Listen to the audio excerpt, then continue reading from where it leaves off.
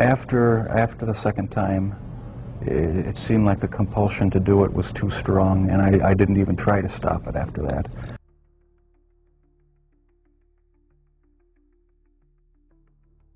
Le lundi 22 juillet 1991, il est 23h11. Dans l'appartement numéro 213 au nord de la 25e rue, un homme est menotté, torse nu en sueur, haletant. Il s'appelle Tracy Edwards, 32 ans. Il court dans les escaliers pieds nus en criant. Il parvient à intercepter une patrouille de police, 2 agents en patrouille de routine. « Il voulait me tuer », dit-il. « Il a un couteau, là-haut. Il voulait m'attacher. » Les agents montent, méfiants. L'immeuble empeste. Un mélange étrange de viande pourrie, d'eau de javel et d'humidité. Ils frappent. Une voix leur ouvre. Jeffrey Dahmer. 31 ans, calme, souriant, coopératif. « Tout va bien », dit-il. Un simple malentendu. Mais les policiers veulent vérifier. À l'intérieur, une atmosphère pesante. Une chambre sombre, un lit défait, des menottes accrochées, une autre décor, démembré, nu. Un torse posé sur un lit, une tête dans un évier. Ce ne sont pas des images d'horreur fictives. Elles ont été prises ici, dans cet appartement. C'est là que tout bascule. Les policiers l'interpellent, le menottent. Ils ouvrent le frigo. Et à l'intérieur, dans un Tupperware noir, une tête humaine parfaitement conservée. À cet instant, ce que les policiers de Milwaukee viennent de découvrir dépasse tout ce qu'ils ont pu voir dans leur carrière. Ce qu'ils ne savent pas encore, c'est que cette tête dans le frigo n'est que le début d'une descente aux enfers. Car l'homme qu'ils viennent d'arrêter est l'un des tueurs en série les plus dérangeants de l'histoire moderne. Jeffrey Lionel Dahmer. Tueur, cannibale, nécrophile, et pendant plus de 13 ans, personne ne l'a vu venir.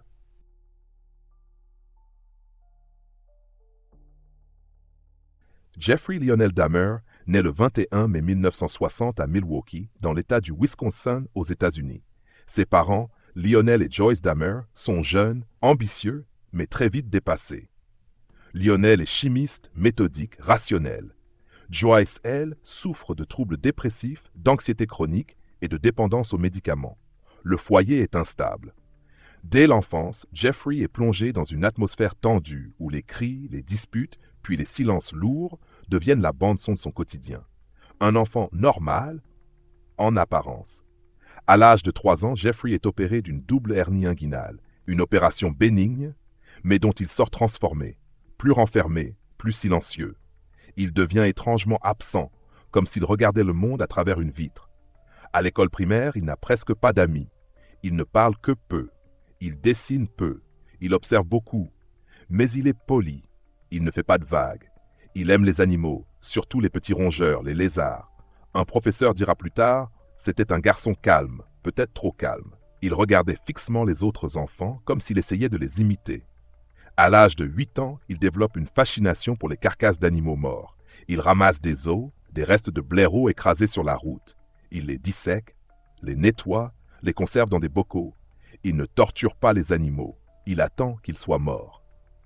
Cela inquiète certains voisins. Pas ses parents. En 1968, la famille déménage dans une maison isolée de Bath Township, dans l'Ohio. C'est une grande maison entourée de bois. Jeffrey a 8 ans. Et c'est là, dans ce cocon forestier, loin des regards, que ses obsessions prennent racine. Il explore les alentours, cherche des restes dans les bois, il commence à collectionner les os. Il dira plus tard, « Je trouvais ça apaisant. Manipuler les os, ça me calmait. » Ses parents, eux, sont de plus en plus absorbés par leurs conflits. Lionel travaille sans relâche. Joyce s'enfonce dans ses troubles, passe des journées entières au lit, surmédicamenté. Jeffrey devient invisible. Vers l'adolescence, vers 14 ou 15 ans, Jeffrey commence à boire seul, en cachette. Il amène des flasques d'alcool au lycée qu'il cache dans son casier. Quand on lui demande pourquoi, il répond « Ça m'aide à rester calme », à faire semblant. Il est intelligent, il a un QI dans la moyenne haute, mais il décroche complètement des études. Il préfère la solitude. Il commence aussi à développer des fantasmes homosexuels qu'il n'assume pas et qu'il associe peu à peu à des pensées de domination, d'immobilité, de corps sans vie. Il fantasme sur des joggeurs, pas leur regard, pas leur sourire, mais sur leur immobilité, sur leur torse, sur l'idée de possession totale. Et ces pensées, il ne les partage avec personne. Elles sont à lui, seul, intouchable. En 1978, Jeffrey a 18 ans. Il est seul à la maison. Ses parents viennent de divorcer. Son père a quitté le foyer. Sa mère est partie avec son frère cadet. Jeffrey reste seul, dans la maison vide. Et c'est dans ce silence, dans cette liberté soudaine, dans cette absence totale de limites, qu'il va passer à l'acte pour la première fois.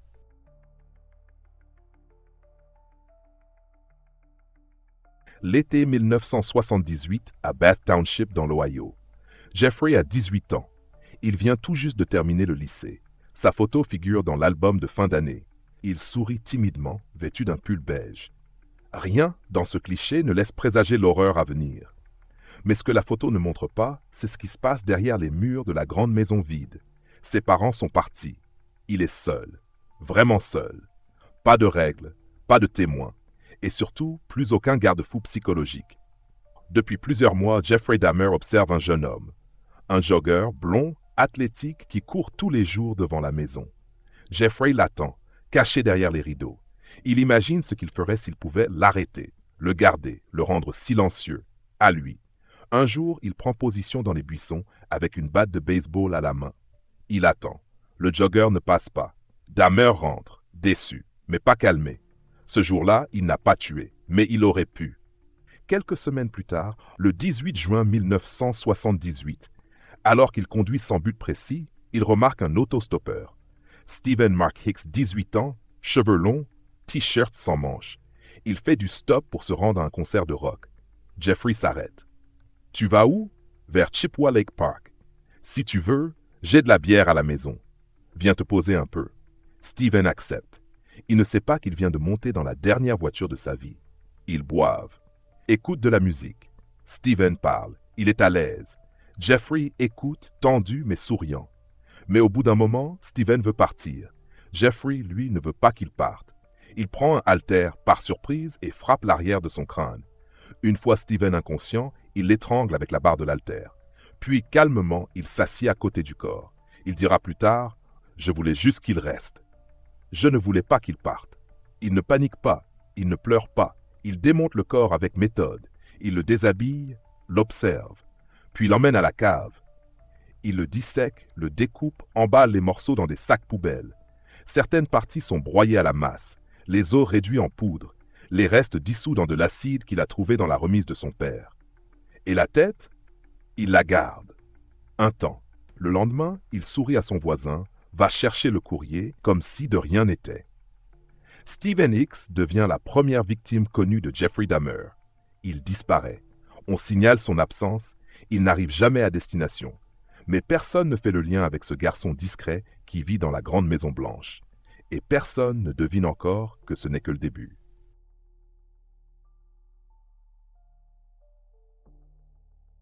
Après le meurtre de Stephen Hicks en juin 1978, Jeffrey Dahmer ne tue plus pendant près de 9 ans. Officiellement, mais cela ne signifie pas qu'il s'est arrêté. Cela signifie qu'il apprend à attendre, à contenir, à manipuler.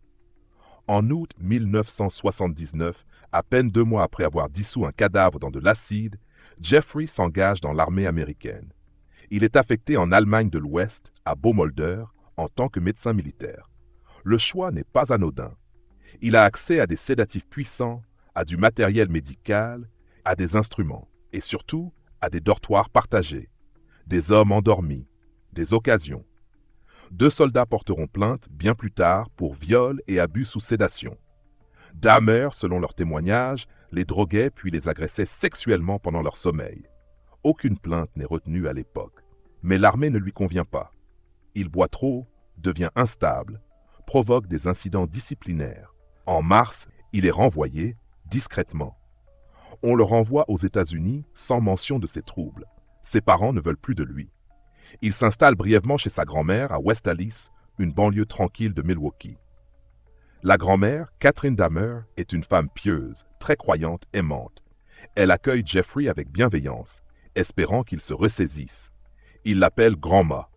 Il est poli, discret. Mais très vite, l'étrangeté revient. Des bruits la nuit, des invités qui ne restent jamais. Des odeurs étranges, parfois de viande brûlée, parfois d'ammoniac. Un jour, elle retrouve un mannequin en plastique grandeur nature dans son placard. Jeffrey dit que c'est pour Halloween. Mais Halloween est passé depuis 2 mois. En septembre 1981, Dahmer est arrêté pour conduite en état d'ivresse. Puis en août 1982, il est interpellé pour comportement indécent dans un parc. L'année suivante, il expose ses parties génitales à 2 adolescents. Il écope d'une amende légère. À chaque fois, il repart libre. Les autorités ne voient qu'un marginal alcoolique, un homosexuel discret. Rien d'alarmant. Mais lui, à l'intérieur, est en ébullition. Il fréquente les saunas gays, mais ne supporte pas le consentement. Il veut des corps immobiles, soumis, silencieux. Il commence à mélanger de l'Alcyon ou du Sominex à l'alcool de ses partenaires. Il s'endorme. Lui les touche, les photographie, mais il ne tue pas encore. Jusqu'en novembre 1987, dans la chambre d'un hôtel de Milwaukee. Un jeune homme, Stephen Tuomi, 25 ans. Ils boivent. Beaucoup. Jeffrey ne se souvient pas avoir tué. Il se réveille au matin, les poings couverts de sang, le torse de Stephen enfoncé. Il a tué pendant un blackout. Et il ne panique pas. Il achète une grande valise noire, y place le corps, le transporte jusque chez sa grand-mère. Là, il le découpe, le fait disparaître. Il conserve certaines parties dans des sacs, d'autres dans le congélateur. Ce deuxième meurtre, près de 10 ans après le premier, ouvre la voie. Entre 1987 et 1991, Dahmer va tuer 15 autres jeunes hommes, souvent issus de minorités, souvent homosexuels, souvent précaires, mais surtout discrets. Des garçons dont personne ne cherchera la disparition trop vite. Et tout cela depuis son appartement dans la ville de Milwaukee.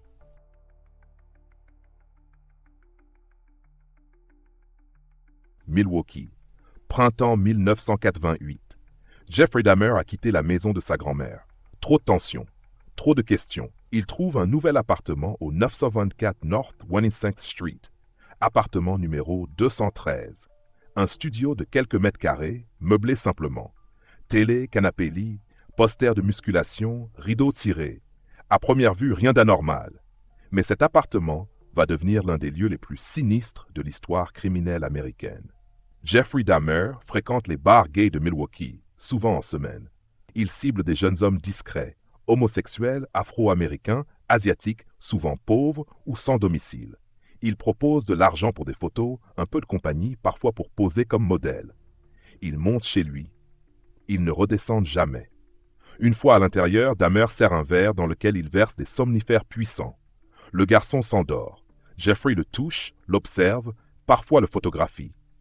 Puis il le strangle doucement, à la main ou à l'aide d'une corde. Parfois il agit par pulsion.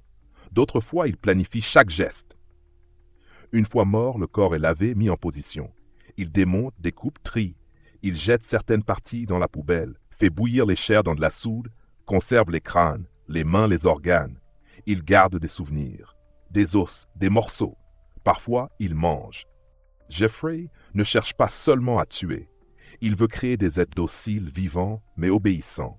À moitié morts, mais encore là. Il expérimente. Il perce des trous dans les crânes de victimes encore vivantes et y injecte de l'eau bouillante ou de l'acide.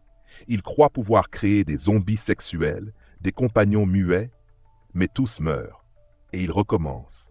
Il vit dans un quartier populaire, à majorité noire. Les plaintes des voisins sont nombreuses. Odeurs putrides, bruits étranges, cris.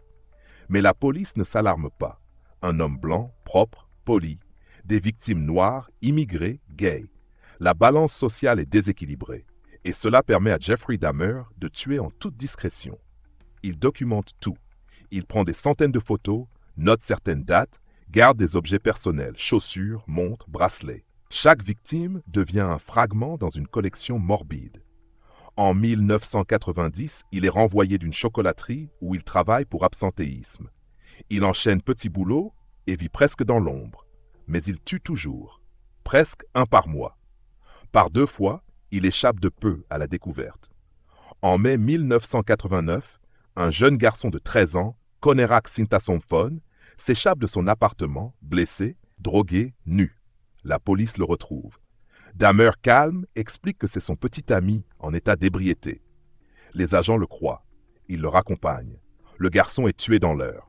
Plus tard, on découvrira que ce garçon était le frère cadet d'un adolescent que Dahmer avait agressé sexuellement 3 ans plus tôt. Jeffrey Dahmer est le tueur invisible. Invisible parce qu'il ne fait pas peur. Parce qu'il est blanc, poli, silencieux. parce que ses victimes sont oubliées.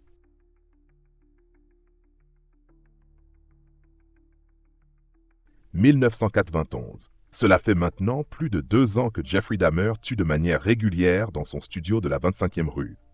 Et pourtant, aucune alerte sérieuse n'est lancée. Aucune enquête. Aucune descente. La porte de l'appartement 213 s'ouvre presque tous les soirs. Mais elle ne se referme jamais sur les mêmes visages. Une odeur insupportable. Les voisins s'en plaignent depuis des mois.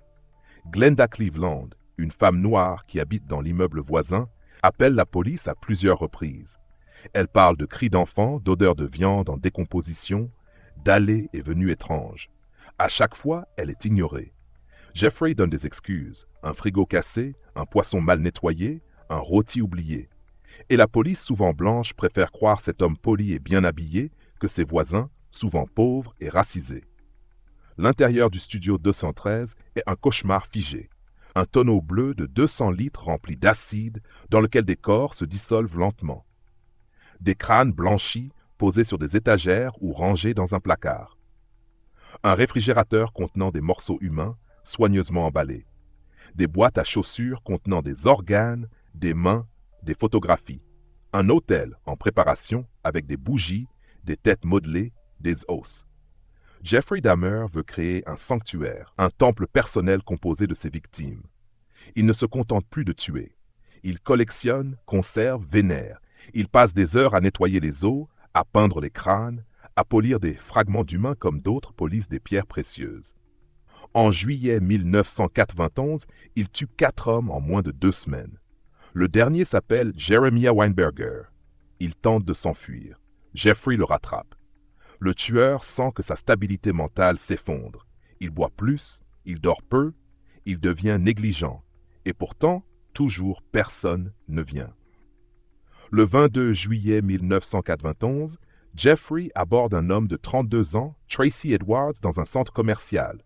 Il lui propose $100 pour venir poser pour des photos, boire une bière. Tracy hésite, puis accepte. Une fois dans l'appartement, il sent l'odeur. Il voit les menottes sur le lit, le baril. Jeffrey, armé d'un couteau, tente de le ligoter. Mais Tracy garde son calme. Il gagne sa confiance. Il attend un moment de faiblesse, puis frappe, pousse Jeffrey et s'échappe en courant. Il trouve 2 policiers dans la rue et les conduit à l'appartement. Les 2 agents, Rolf Mueller et Joseph Gabrich, montent avec Tracy. Jeffrey ouvre. Il reste calme. Il voit les photos posées sur la table. Il regarde. Ce qu'il voit, ce sont des images de corps découpés, ouverts, posés dans la salle de bain, même où ils se tiennent. Mueller recule. Il dit « Il y a un cauchemar dans ce placard ». Il fouille. Et ce qu'il découvre dépasse tout ce qu'ils avaient imaginé. L'odeur, les os, les têtes, les photos, les outils, et surtout l'absence d'émotion chez Dahmer. Calme, vide. Il dit simplement « C'est fini maintenant ».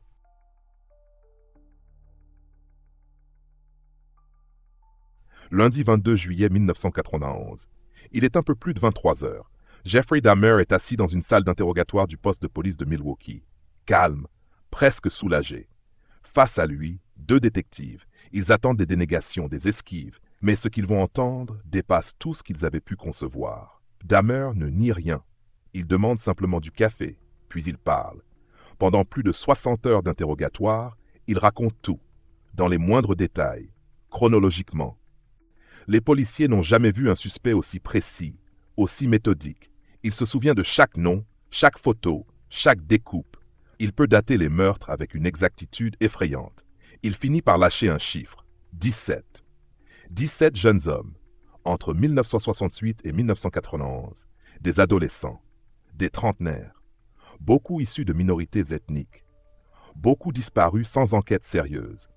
Certains noms sont déjà connus des autorités, d'autres n'avaient même pas été signalés disparus. Les policiers tentent de comprendre le pourquoi. Jeffrey répond « Je ne voulais pas qu'il parte, je voulais qu'il reste. Je voulais qu'il soit là, à moi, pour toujours. » Il ne parle pas de haine, il ne parle pas de plaisir sadique, il parle de possession, d'obsession, de vide intérieur. Il raconte ses expériences de lobotomie artisanale, les trous percés dans les crânes encore vivants. Il explique avoir essayé de créer des zombies sexuels, mais aucun n'a survécu. Il explique comment il nettoyait les crânes avec du peroxyde, comment il faisait bouillir les chairs avec de la soude, comment il gardait certains organes pour les manger.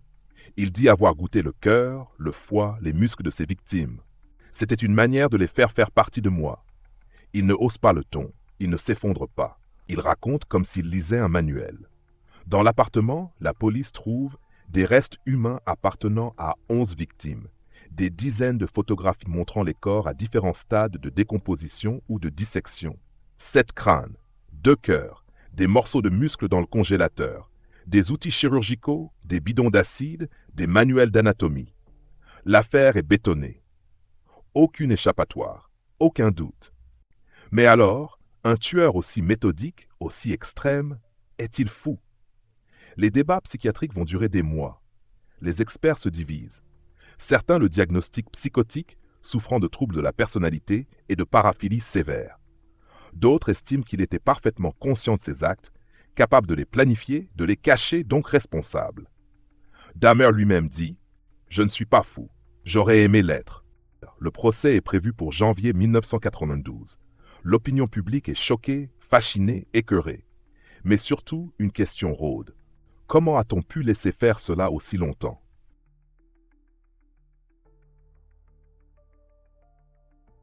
Le 13 janvier 1992, le procès de Jeffrey Lionel Dahmer débute à Milwaukee, dans le Wisconsin. Il n'y a aucun suspense quant à sa culpabilité. Dahmer a confessé 17 meurtres. Il a décrit en détail chacun d'entre eux. Les preuves sont accablantes, mais la question cruciale reste en suspens. Était-il pénalement responsable de ses actes ou souffrait-il d'un dérèglement mental tel qu'il ne pouvait pas être jugé comme un homme sain d'esprit? Le tribunal est saturé. Des dizaines de journalistes, des familles de victimes, des curieux. L'affaire fascine, elle choque, elle dérange. Jeffrey Dahmer arrive menotté, vêtu d'un pull col roulé, le visage fermé. Il ne regarde personne. Il ne sourit pas. Il reste impassible, comme s'il n'était plus tout à fait là. Son avocat, Gerald Boyle, choisit une défense inattendue. Jeffrey Dahmer plaide coupable, mais il insiste sur son irresponsabilité mentale. Un homme qui collectionne des têtes humaines ne peut pas être sain d'esprit. L'argument de la folie. Les psychiatres mandatés par la défense décrivent un trouble profond. Un homme obsédé par la possession, rongé par des fantasmes de contrôle, incapable de faire la différence entre le désir et l'action. Il parle de troubles de la personnalité, d'une paraphilie rare, le fétichisme cadavérique. Mais l'accusation représentée par Michael McCann s'oppose farouchement. Jeffrey Dahmer savait ce qu'il faisait. Il achetait des produits chimiques pour dissoudre les corps. Il nettoyait les lieux. Il dissimulait ses actes. Il a menti à ses voisins, à la police. C'est la preuve qu'il était conscient de ses crimes. L'un des moments les plus intenses du procès, ce sont les déclarations des familles. Rita Isbell, sœur d'Errol Lindsay, s'effondre en hurlant face à Dahmer. « Tu m'as pris mon frère. Regarde-moi quand je te parle. Tu n'es pas un malade. Tu es juste un monstre. » Dahmer ne répond pas. Il garde les yeux baissés. Il n'affronte pas la douleur qu'il a causée. Le 15 février 1992, après 2 semaines d'audience, le verdict tombe. Jeffrey Dahmer est reconnu coupable de 15 meurtres et surtout responsable de ses actes. La juge Laurence Graham le condamne à 15 peines de prison à perpétuité, soit plus de 900 ans de réclusion. Jeffrey Dahmer écoute la sentence sans broncher. Il dit simplement « C'est juste, je méritais la mort, mais je vais prendre ce que vous me donnez. » En prison, Dahmer est incarcéré à la Columbia Correctional Institution, à Portage, Wisconsin. Il devient un prisonnier étrange. Il ne demande aucun traitement de faveur. Il participe aux corvées. Il demande même à être baptisé. Un jour, il dit à un aumônier « Je sais que je ne sortirai jamais. J'espère juste qu'un jour, Dieu me pardonnera. » Mais dans la prison, tout le monde ne veut pas lui pardonner. Et certains veulent sa mort.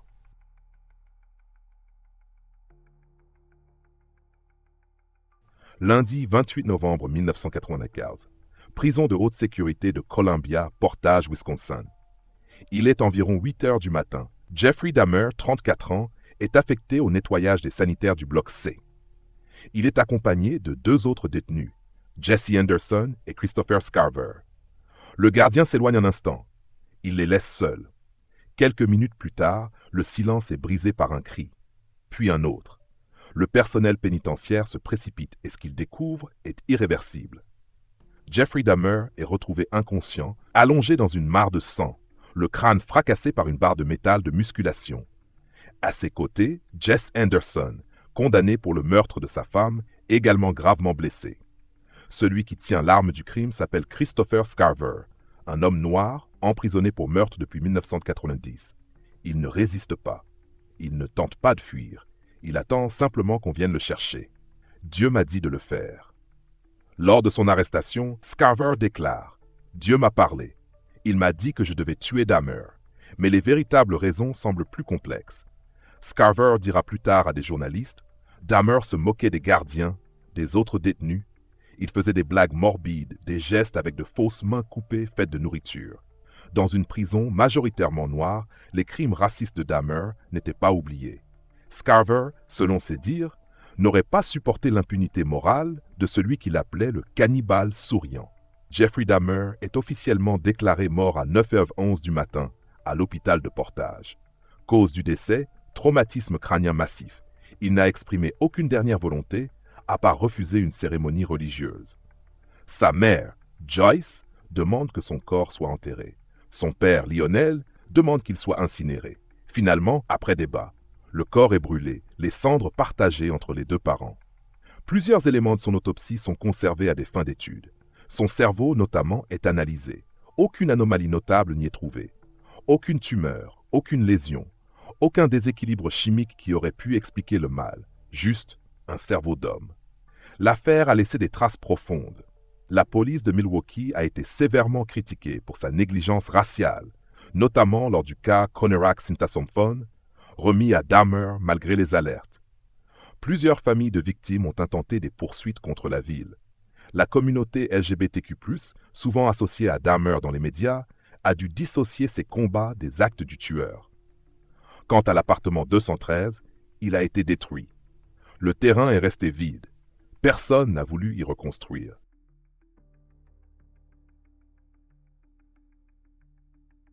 On connaît désormais l'histoire, les dates, les lieux, les victimes, les crimes. Mais face à cette mécanique de l'horreur, une autre question demeure, la plus troublante, la plus humaine. Comment un jeune homme banal, aux traits fades et à la voix douce, a-t-il pu devenir un cannibale tueur en série sans que personne ne s'en aperçoive pendant plus de 13 ans? Jeffrey Dahmer n'a pas grandi dans la misère. Il n'a pas subi de violence extrême. Il était éduqué, poli, plutôt discret. Il faisait presque figure de fantôme social. Il ne correspond à aucun cliché du tueur sauvage. C'est là que réside le malaise. Dahmer était invisible, effacé, inoffensif en apparence.